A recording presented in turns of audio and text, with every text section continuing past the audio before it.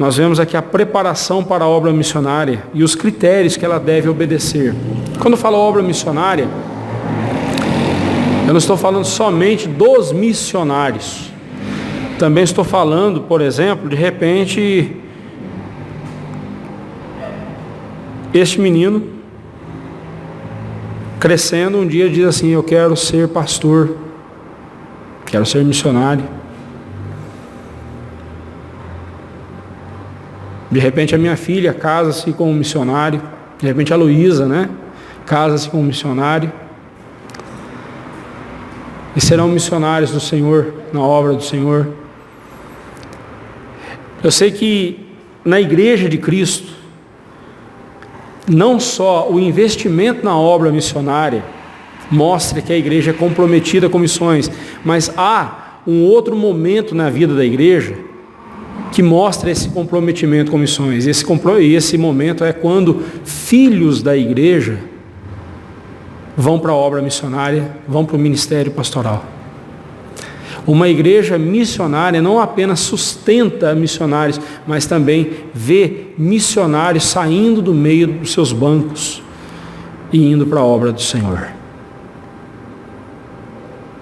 Já imaginou? Eu espero em Deus ver o dia de ver jovens, alguns dos nossos jovens indo para o seminário. Mas e se ele resolver ser engenheiro? Que seja um engenheiro crente, um servo de Deus, lá na faculdade, no seu trabalho, honrando a Deus.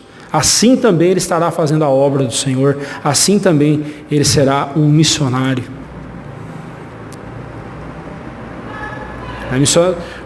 Quando eu falo de missões aqui, não falo somente daqueles que foram separados para o trabalho exclusivo da obra do Senhor. Eu estou falando aqui, não importa onde você estiver, não importa qual seja a sua profissão, desde que ela seja honesta, você também ser um servo de Deus, glorificando a Deus.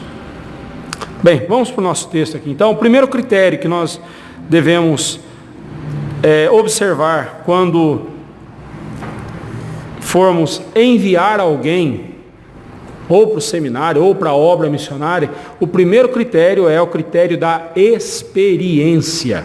Olha o que diz o verso 1. Havia na igreja de Antioquia profetas e mestres: Barnabé, Simeão, por sobrenome Níger, Lúcio de Cirene, Manaém, Colasso de Herodes, o tetrarca, e Saulo. 2 nomes aqui, o primeiro da lista e o último, são conhecidos nossos: Barnabé e Saulo, que será mais tarde chamado de Paulo, Barnabé e Saulo. A igreja de Cristo estava em Antioquia. Já não existia somente a igreja de Jerusalém, agora existia a igreja de Antioquia. Assim, a igreja de Cristo estava começando a se espalhar para outras nações. Os gentios estavam sendo alcançados pela obra missionária. Eis os nomes dos profetas e mestres da igreja de Antioquia: Barnabé, a quem Lucas vem descrevendo seus atos desde o capítulo 4, versos 36 e 37. Barnabé que vendeu o campo e entregou o valor para os apóstolos. Barnabé que acolheu Saulo quando ninguém creu na conversão de Saulo. Barnabé trouxe Saulo para perto de si. Esse homem, conhecido como filho da exortação, ele que foi enviado para Antioquia, quando souberam que a igreja estava crescendo, mandaram ele para lá, e ele foi lá e viu com seus próprios olhos a graça de Deus na vida daqueles irmãos. Este Barnabé, já bem conhecido nosso. Simão Níger, Simão o nigeriano, se traduz também como Simão o negro, uma referente aí à Nigéria, Níger é da Nigéria, a atual Nigéria. Há quem diga que este Simão é o Simão Cirineu que ajudou Jesus a carregar a sua cruz, porque Cirene, como nós vamos ver aqui, Lúcio de Cirene era da África, é uma cidade ali da África, era uma cidade da África. Então, há quem diga que Simão Cirineu, de Cirene, ele era o mesmo ele era africano, né? Simão Cirineu, ele era de Cirene, e há quem diga que esse Simão Níger, por ser ele Nigéria, né? Da Nigéria, negro, então seria o mesmo. Mas falta informação, falta mais consistência nessa informação. O terceiro nome que aparece é Lúcio de Cirene, né? Ou Lúcio Cirineu, né?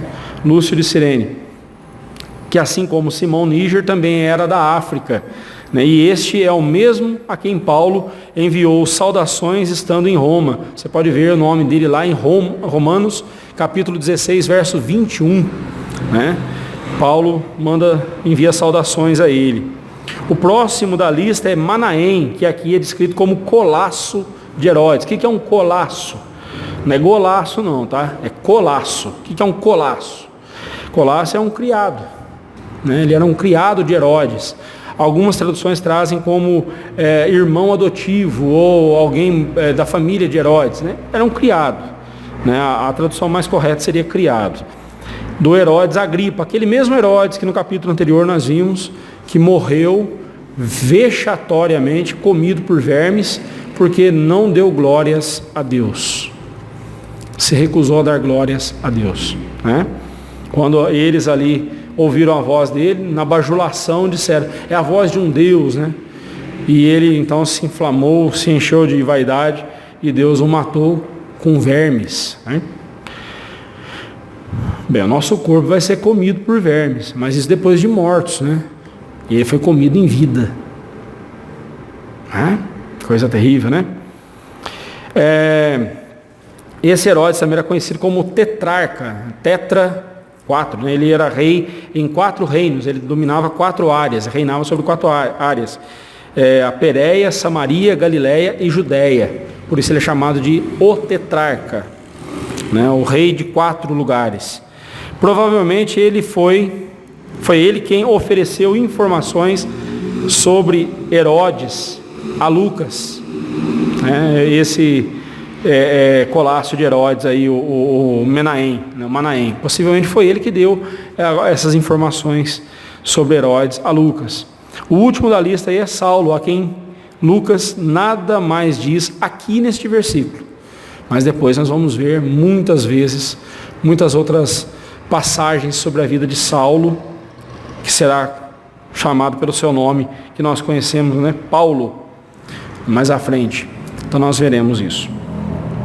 Os 5 irmãos alistados aqui são classificados como profetas e mestres. Mas não sabemos quem deles era profeta e quem era mestre, né? Não sabemos aqui exatamente. Não parece correto afirmar que profetas e mestres sejam 2 características do mesmo ofício, né? Todos eles eram profetas e mestres. Não parece ser plausível isso, né? O correto é afirmar que são 2 ofícios diferentes e ambos relacionados à palavra, podendo uma pessoa ter os 2 ofícios, né? Mas o mais comum é o profeta e o mestre. Algumas pessoas, alguns servos de Deus tinham os 2 ofícios, o ofício de profeta e de mestre, né? Tinha esses 2, mas nem todos eram assim, né? O que nos importa aqui é ver que eles eram homens experimentados. Homens experimentados. Este critério deve ser observado naqueles que se apresentam para a obra missionária. Nada pode ser mais desastroso para uma frente missionária que um missionário inexperiente, que não tem conhecimento bíblico e teológico suficiente para proclamar o evangelho com a autoridade de um profeta. Pastor Paul Washer, ele tem a obra missionária, ele cuidou, não sei se ainda cuida, uma obra missionária, acho que aqui no Equador, se eu não me engano, bem aqui na América Central, acho que é no Equador mesmo. E certa feita um jovem seminarista chegou para ele e disse assim: pastor, eu quero ser missionário lá com o senhor. E o pastor Paul Washer começou então a questioná-lo, fazer algumas perguntas. Falei assim: não, tudo bem, deixa eu ver como é o seu conhecimento teológico. Não, pastor, para aí. Olha, teologia não é muito minha praia, não. Eu passei 4 anos no seminário, mas teologia não é meu forte. Como assim não é seu forte? Não.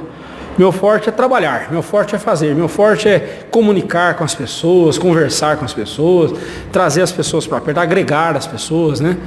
Mas teologia não é para mim, não é meu forte. Aí o pastor Paul Washer falou assim, então aqui eu encerro a minha entrevista com você e digo para você o seguinte: volte para os bancos do seminário e estude teologia, estude de verdade. Porque o campo missionário não precisa de pessoas simpáticas. O campo missionário não precisa de pessoas que sejam comunicativas. O campo missionário precisa de pessoas que conheçam a palavra de Deus, conheçam o Evangelho, conheçam a doutrina bíblica. Porque as pessoas não precisam de animadores, as pessoas estão precisando do Evangelho. E o rapaz então foi embora. Irmãos, na obra do Senhor aqui na nossa igreja, né, alguém que vai ser eleito para o oficialato, há pouco tempo nós tivemos a eleição de oficiais aqui na igreja, o critério da experiência de vida com Deus é fundamental, é indispensável. É indispensável. O conhecimento, o comprometimento. Um crente, especialmente um oficial da igreja, ele não pode se dar ao luxo de deixar de estudar. Os oficiais da igreja, presbíteros, diáconos e especialmente os pastores, que são presbíteros, os presbíteros docentes, nós temos que ser homens dos livros, amigos dos livros. Temos que ler, gostar de estudar. Confesso para os irmãos que eu não gostava de ler, não gostava de estudar mesmo não. Quando eu tinha a sua idade, meu amigo, eu dava trabalho para meus pais. Eu não gostava de estudar. Depois eu fui para o Instituto Bíblico. No primeiro dia de aula, o professor veio e passou um monte de leitura para nós.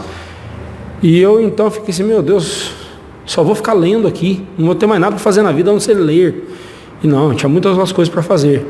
Mas principalmente a leitura, eu tinha que fazer muitas leituras. E ali eu aprendi a gostar de ler. E nós temos não só que gostar de ler, mas gostar de estudar, conhecer cada vez mais. Eu fico tão feliz. Eu digo para os irmãos que a experiência que eu estou tendo nesse exato momento aqui, é uma experiência que eu não tinha até hoje, nos meus mais de 20 anos de ministério. A experiência de que, contando aqui, nós estamos com 1, 2, 3, 4, 5, 6, 7, 8 pessoas. Desses 8, 1, 2, 3, 4 são oficiais. Temos 4 oficiais aqui. Eu nunca tinha tido a experiência de ter o mesmo número, está certo, tem pouca gente aqui hoje, eu sei, mas assim, os nossos oficiais estão presentes aqui no estudo bíblico. A coisa mais triste é quando a gente chega para dar um estudo bíblico ou dirigir um culto, né, trazer a pregação da palavra de Deus, cultuar a Deus, e nós olharmos, cadê os oficiais da igreja? Os oficiais não estão presentes. Se eles não estão presentes, como é que nós vamos chamar e exortar os demais irmãos, se os oficiais não dão exemplo? Graças a Deus aqui nós temos exemplo para dar. Eu louvo a Deus por isso. Mas irmãos, a experiência de vida de um candidato, a experiência de vida com Deus, a experiência, o conhecimento deles, observe que eles eram profetas e mestres, ambos os ofícios relacionados à pregação da palavra de Deus, um profeta e um mestre. Se você tem o chamado de Deus para a obra missionária, você precisa ser experiente e experimentado na palavra de Deus. Tem que ter conhecimento na palavra de Deus. O que o campo missionário mais precisa não é de seus talentos e habilidades. Eu sei fazer isso, eu sei fazer aquilo. Não estou dizendo que isso não tenha valor. Tem o seu valor. Mas veja bem, no campo missionário, na obra do Senhor, a única coisa que não pode faltar é a pregação da palavra de Deus. Se faltou a pregação da palavra de Deus, não tem obra missionária. E esse é um dever de todos aqueles que são chamados por Deus. O seu conhecimento de um mestre e a sua autoridade de um profeta para executar o trabalho do Senhor, é disso que a obra missionária precisa. Dedique-se a estudar, irmãos. Dedique-se a conhecer mais e mais a palavra de Deus, conhecer mais e mais a teologia. Meus livros estão aqui para isso. Eu trouxe a minha biblioteca para a igreja. Não é para desocupar o espaço lá de casa. Eu trouxe a minha biblioteca aqui para a igreja, principalmente para que os irmãos tivessem acesso. Pastor, me empresta? Pega e leva, leia e traz de volta. Devolva porque o outro vai precisar, mas está aqui à disposição dos irmãos. Não está ali para enfeitar a sala, está ali para você. Você pode usar meus livros, pode pegar. Se pastor, posso pegar esse livro aqui? É só dizer qual, me avise para eu ter um controle, senão daqui a pouco chega aqui não tem livro nenhum, Então, mas está aí para os irmãos. Estou aqui para ajudar os irmãos. O conhecimento que eu tiver, tenho prazer em passar para os irmãos. Mas vamos, irmãos, entender que precisamos ser experimentados na palavra de Deus. Precisamos ter conhecimento da palavra de Deus para poder realizar a obra do Senhor.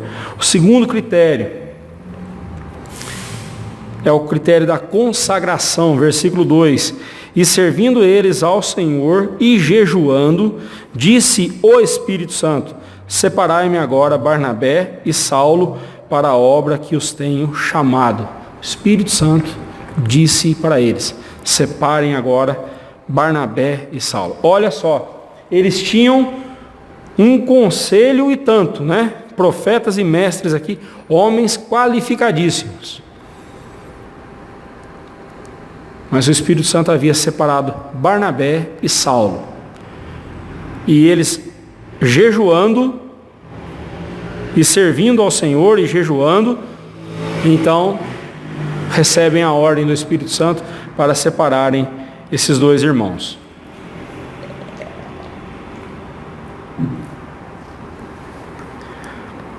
A consagração desses homens era vista por todos, pois, servindo eles ao Senhor e jejuando, o serviço que eles prestavam aqui era a adoração. Eles serviam e jejuando, e em jejum, consagrados ao Senhor. E por que nós dizemos que o serviço deles era a adoração? Porque o verbo que aparece lá no grego, que foi traduzido por servindo, é o verbo leitorgonton, que significa, que é de onde veio a nossa palavra liturgia, O verbo leitorgel no grego, que significa liturgia, de onde vem a nossa palavra liturgia, liturgo, que significa serviço, significa adoração e oração. Este termo era empregado para descrever a função dos sacerdotes que serviam a Deus, conduzindo o povo na adoração e intercedendo junto a Deus pelo povo. Se pensarmos na oração como um ato de intercessão, de interceder, então está correto pensarmos que eles se dedicavam à oração. Além disso, vale lembrar que na escolha dos diáconos, lá em Atos 6, os apóstolos delimitaram seu campo de ação, a pregação e a oração. Lembra que eles falaram: não é correto que deixemos a pregação e a oração para servirmos às mesas. Então, para isso, nomeiem os diáconos, homens cheios do Espírito Santo, de sabedoria e de boa reputação, para que eles socorram materialmente as viúvas que estão passando necessidade e sirvam às mesas. Enquanto isso, nós, apóstolos, nos dedicaremos à pregação, ao ensino e à oração. Esses homens aqui eram homens consagrados a Deus. Eles eram consagrados, eles viviam em constante dedicação às coisas de Deus. Aqui eles combinavam duas práticas muito importantes que geralmente utilizadas em ocasiões muito especiais, que é a oração e o jejum. Mas não foi só a liderança que estava em jejum e oração. No versículo 3 nós vamos ver que toda a igreja estava envolvida nessa consagração, toda a igreja também estava em jejum. Todos ali estavam jejuando e orando nesse momento, né? Nesse momento de intensa consagração, o Espírito Santo lhes revelou a sua soberana vontade e ordenou que Barnabé e Saulo fossem separados e marcados para a obra que os tenho chamado, né? Disse o Espírito Santo, né? Separem eles para a obra que os tenho chamado. A oração e o jejum serviram para que eles compreendessem a vontade de Deus. E através de uma vida consagrada a Deus, e é através de uma vida consagrada a Deus que entendemos a sua vontade para nós. Mais uma vez, então, aqui nós vemos que é o critério da consagração. Não podemos enviar para a obra missionária pessoas que não demonstram consagração. Não podemos enviar para os seminários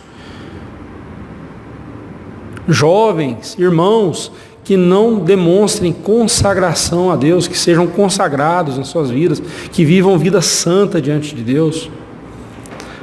Não podemos eleger oficiais da igreja que não tenham esse perfil de consagração, que não sejam homens consagrados.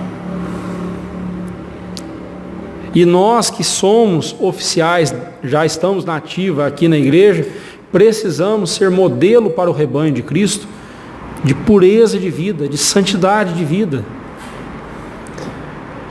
A nossa vida tem que ser tão exemplar para a igreja que se, por exemplo,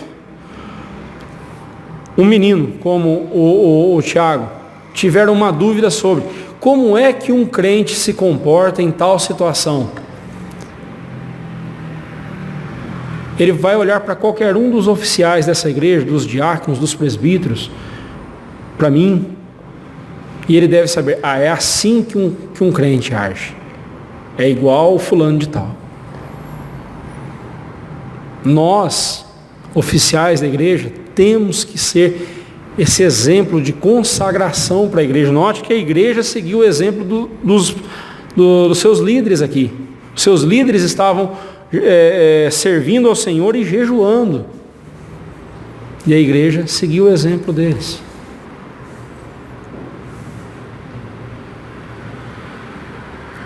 E uma coisa que nós precisamos lembrar, a igreja é o reflexo dos seus líderes.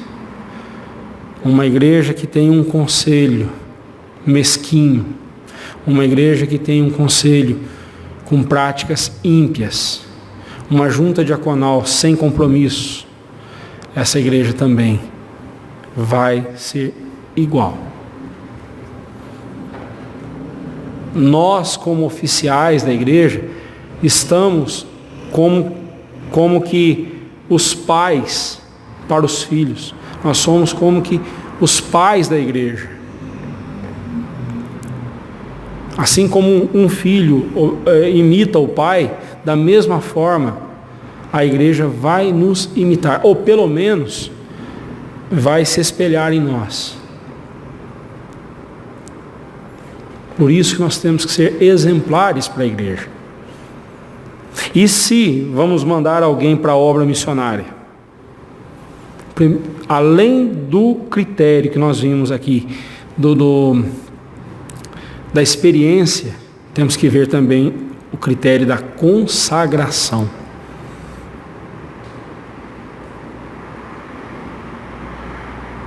Consagração. Eu tenho ficado assustado com o nível de seminaristas, de jovens que têm sido mandados para os nossos seminários. Eu tenho ficado preocupado com alguns tipos que eu tenho visto não só aqui no nosso presbitério, mas em outros presbitérios.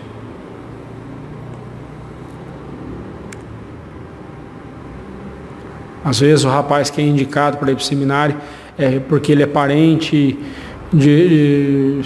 do presidente do presbitério, ou porque ele está namorando a filha de um pastor, ou porque, como diz a rapaziada, ele é descolado, né? Ele sabe se comunicar, ele sabe conversar e agrega as pessoas ao redor dele. Essa igreja aqui já teve experiência recente, né? Recente que eu digo, há uns 15, 20, uns 15 anos mais ou menos. Não vamos citar nomes aqui, não vem ao caso. Mas quem conheceu o cidadão sabe o que eu estou falando. Era um cara comunicativo e sabia, tá, não sei o que, e olha o estrago que foi feito. Tá? Irmãos, nós temos que tomar muito cuidado. Estes homens eram consagrados. Se você tem vontade de se dedicar à obra missionária ou à obra do Senhor aqui na igreja, então saiba que sem consagração você não conseguirá desempenhar o seu chamado. Uma das coisas que o campo missionário mais precisa ver em seus missionários é a consagração destes a Deus. As pessoas têm de ver em você um desejo tão intenso de agradar a Deus, de ver você exaltando a Deus entre as pessoas, de ser para eles o que Deus é para você, né? No sentido de pureza de vida.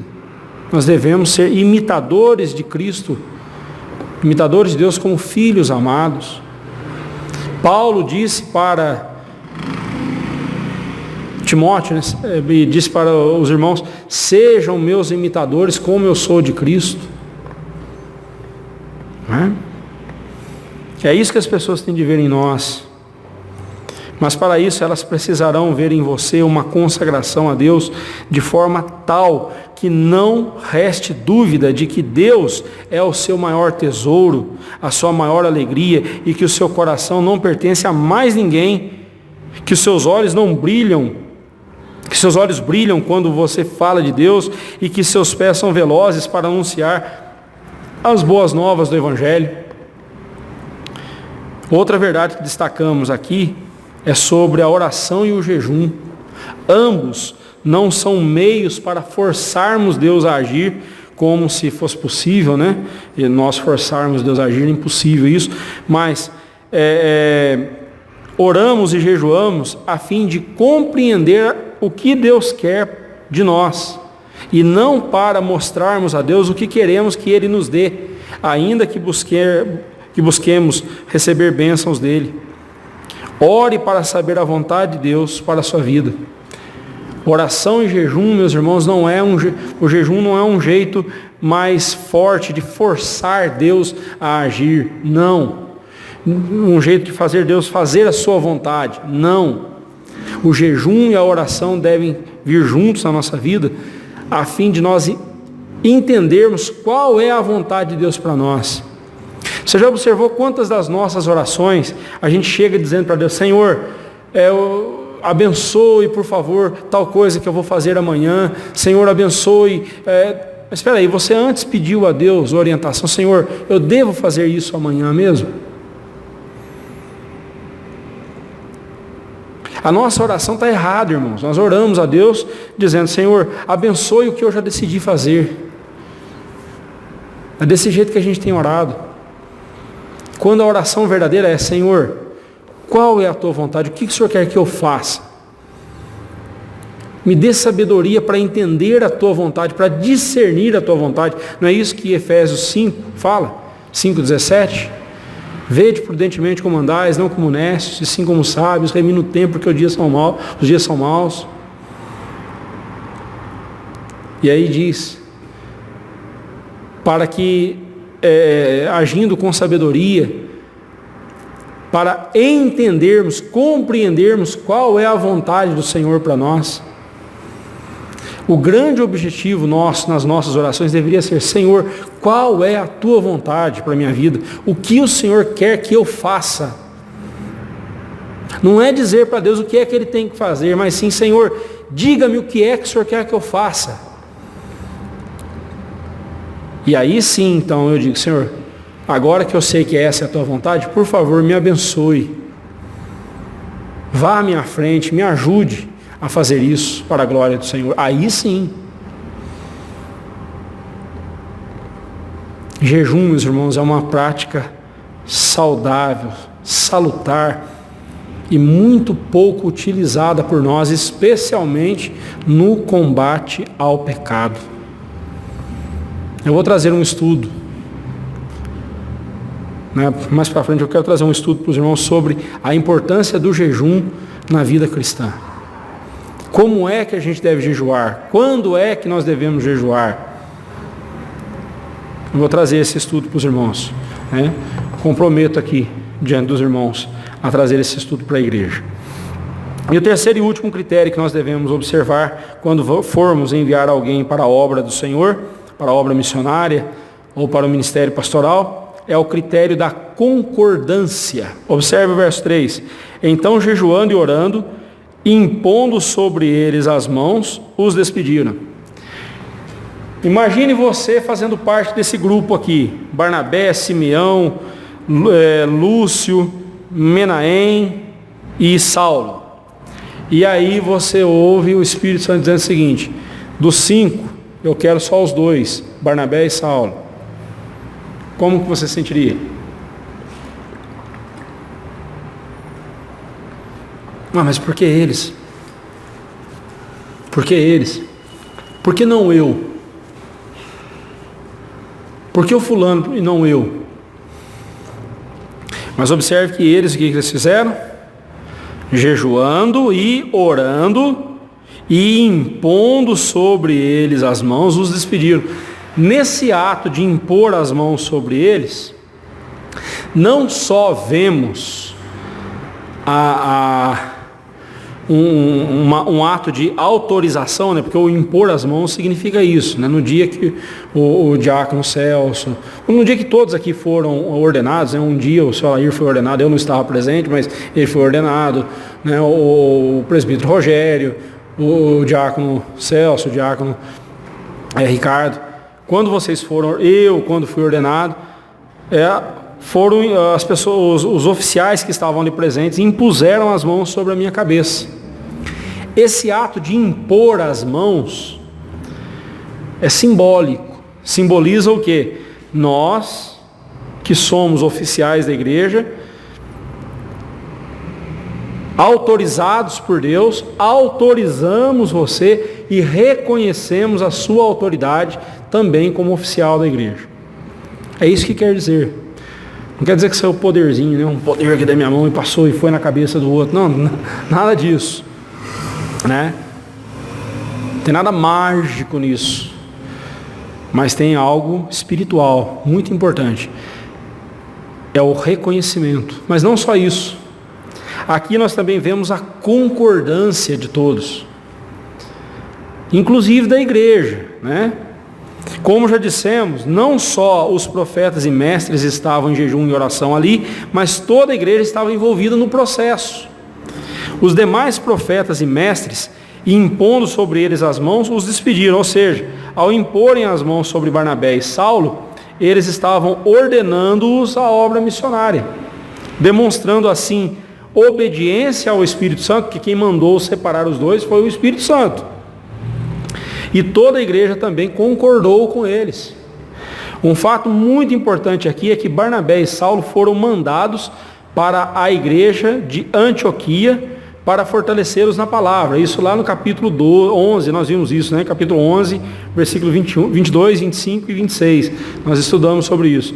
E agora, sob a autoridade dessa mesma igreja, que se tornou uma das bases missionárias da Igreja de Cristo, ali naqueles tempos, esses dois irmãos partem para outras nações, Olha que coisa linda, coisa maravilhosa de se ver. A submissão de todos aqui é exemplar. Todos ali foram submissos ao Espírito Santo.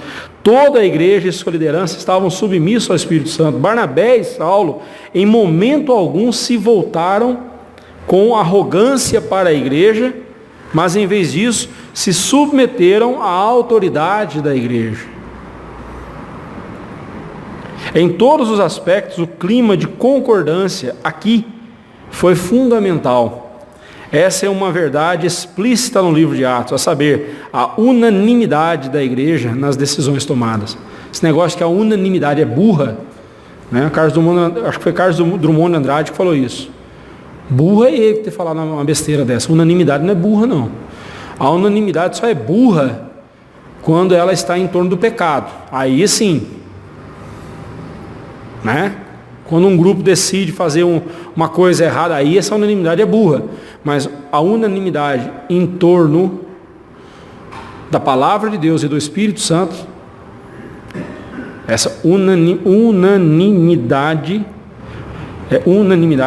ela é uma bênção. Uma bênção.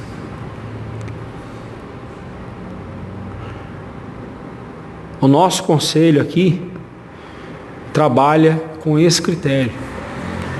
Nós não tomamos decisões em que 50% mais um prevaleceu. Não.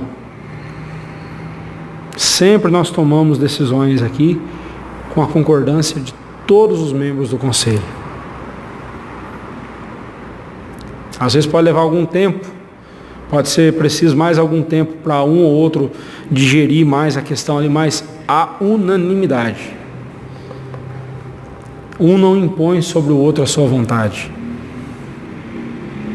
Por isso que essa igreja, Deus tem abençoado essa igreja. Por isso que essa igreja tem vivido, apesar de tempos difíceis, tem vivido tranquilamente na presença de Deus. E o mesmo a gente vê na nossa junta diaconal. A gente acompanha ali a nossa junta diaconal, a mesma coisa. Tem aquele momento em que a gente discute, não, mas é isso, é aquilo e tal, não sei o que e tal. Mas quando chega na decisão, todo mundo está junto. Não é assim? Não é assim que tem acontecido lá? Não é assim que tem acontecido no nosso conselho? Isso é maravilhoso, irmãos. Isso é muito importante. Nós temos que preservar isso. A igreja aqui, todos eles concordaram com essas decisões. E não tinha como não concordar, porque foi o Espírito Santo que mandou. Mas nenhum dos outros 3 que não foram escolhidos ficou de milindre, né? Ficou magoadinho. Mano, não fui eu escolhido. Por que foi o Saulo e o Barnabé? Por que não fui eu? Não ficou com milindre. Simplesmente acataram a ordem do Espírito Santo e fizeram o que tinha que ser feito. Aqueles que se sentem chamados para a obra missionária devem conquistar o reconhecimento e a concordância da igreja da qual são membros. Sabe quando acontece a eleição de oficiais na nossa igreja? Não é quando acontece a assembleia. Não é quando acontece a assembleia, é só, como se diz, a cereja do bolo. É só o momento em que se torna público o que Deus já havia decidido. Mas sabe onde é que a coisa é decidida mesmo? Naquele momento em que nós abrimos para a igreja indicar nomes. E aí então a igreja indica os nomes. Isso para nós é fundamental. Por quê? Porque o reconhecimento da igreja é fundamental para entendermos a vontade de Deus. Porque Deus não fala só com o conselho, Deus fala com a igreja. E aí então o conselho senta, avalia os nomes, avalia se todos estão passando pelo critério, e aí então os nomes aprovados são apresentados para a igreja. Isso é muito importante. né? O reconhecimento e a anuência da igreja com relação ao chamado de um de seus membros para o ministério da palavra deve ser um critério rigorosamente observado. Uma igreja consagrada a Deus entenderá a vontade dele em todos os aspectos da sua caminhada. E por isso mesmo, os aspirantes ao ministério da pregação da palavra devem se submeter humildemente à autoridade da igreja. Eu, assim que saí do IBEL, do Instituto Bíblico, eu fiquei 8 anos como evangelista. Já no 3º ano como evangelista, eu senti a dificuldade que seria se eu continuasse como evangelista. Por isso que a coisa mais rara de você encontrar é alguém que começou o ministério como evangelista e terminou como evangelista na Igreja Presbiteriana do Brasil. Geralmente ele vai e busca a ordenação e se torna pastor. Por quê? Como evangelista eu não posso ministrar a ceia, como evangelista eu não posso batizar, como evangelista eu não posso sequer levantar as mãos e impetrar a bênção após o culto. E não posso participar de uma reunião do conselho, a menos que eu seja convidado. Então é muito difícil a vida de um evangelista. Pelo menos do jeito que é hoje, é muito complicado. Então, eu sei que os primeiros 8 anos do meu ministério, eu fiquei como evangelista. E eu lembro que foi muito difícil, porque toda vez que eu entrava no presbitério, com pedido de ordenação, mesmo tendo feito Instituto Bíblico, mesmo tendo já prática pastoral, por alguma outra coisa aparentemente simples, eu era barrado. E aquilo me deixava profundamente chateado. Até que um dia, um pastor muito querido chegou para mim e falou assim: quando Deus te quiser pastor, ninguém vai segurar. Mas enquanto Ele não quiser, ninguém vai conseguir te ordenar. E por mais óbvio que isso seja, mas naquele momento aquilo calou fundo em meu coração. Até que chegou o tempo certo de tudo acontecer, e aconteceu. Quando eu estava preparando esse estudo aqui, eu estava lembrando disso, né? Deus é quem chama, Deus é quem capacita, Deus é quem sustenta, Deus é quem direciona, Deus é quem dá todos os recursos. Por isso temos que ser obedientes à voz do Espírito Santo. Veja, você que se sente chamado por Deus para a obra missionária ou pastoral, você tem da sua igreja a concordância? Os jovens aqui, algum jovem da nossa igreja que fala de ser pastor, a igreja o reconhece? Isso é muito importante. Isso é fundamental. A sua igreja o vê como alguém que realmente foi chamado por Deus para ser um diácono, um presbítero, um pastor. É muito importante essa concordância, porque o instrumento que Deus usará para manter você lá no campo missionário, via de regra, é a sua igreja. Por exemplo, os nossos missionários, Fábio e Evânia, eles não são membros dessa igreja. Nós estamos ajudando, somos parceiros deles. Mas a igreja deles também está investindo, de alguma forma está investindo neles. Porque isso é muito importante, a igreja mostrar isso para o missionário, mostrar isso para o pastor. Nós reconhecemos você como chamado por Deus e nós mantemos você, nós sustentaremos você, nós te ajudaremos. Isso é muito importante, né? Mesmo aqueles que se intitulam fazedores de tendas, existem muitos missionários que trabalham secularmente para manter o seu próprio sustento, mesmo estes precisam da anuência, da concordância da igreja, porque a tarefa da evangelização e discipulado, ainda que seja feita por indivíduos, é através da igreja de Cristo que esses indivíduos trabalham. Eu vou ser missionário lá num país longínquo. Eu não vou fazer a minha obra, eu vou fazer a obra do Senhor. A obra que esta igreja me incumbiu de fazer. Eu estarei lá representando os irmãos, representando a igreja de Cristo. Não é a mim que eu estou representando. Aqui, essa igreja não é do pastor Olivar. Né? Essa igreja é do Senhor Jesus Cristo. Essa igreja não é minha. A bem da verdade, eu é que sou dessa igreja. Né? Eu é que pertenço a essa igreja. Né? O que Deus quer que nós façamos, como igreja e como indivíduos, como igreja, que sejamos zelosos em enviarmos irmãos preparados e consagrados a Deus para a obra missionária e também os sustentemos para que possam realizar a obra do Senhor. Como indivíduos, se formos comissionados por Deus para a sua obra, que atendamos, que atendamos ao seu chamado com disposição, com disposição, amor e consagração a Ele. Além disso, que nos preparemos para sermos bons dispenseiros de Deus neste mundo, anunciando o Evangelho da salvação. Preparação, lembre-se sempre, experiência, consagração e concordância. Esses três critérios são fundamentais. Concluindo, irmãos, experiência, consagração e concordância são critérios básicos para o ministério da palavra, para aqueles que serão enviados para a obra do Senhor.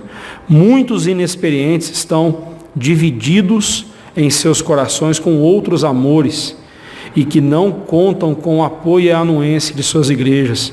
Se aventuram no campo missionário e em pouco tempo voltam de lá com a pecha de desertores ou de aventureiros. E em vez de testemunharem da glória de Deus, acabam por desonrá-lo. Lembre-se de que a proclamação do Evangelho é, acima de tudo, um ato de proclamar a glória de Deus no mundo. Quem se equivocar quanto ao chamado de Deus, com certeza trará desonra para Ele. A gente tem que tomar muito cuidado, porque às vezes,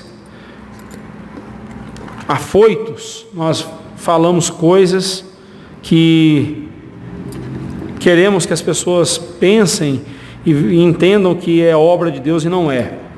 Né? A gente tem que tomar muito cuidado com isso. É muito comum.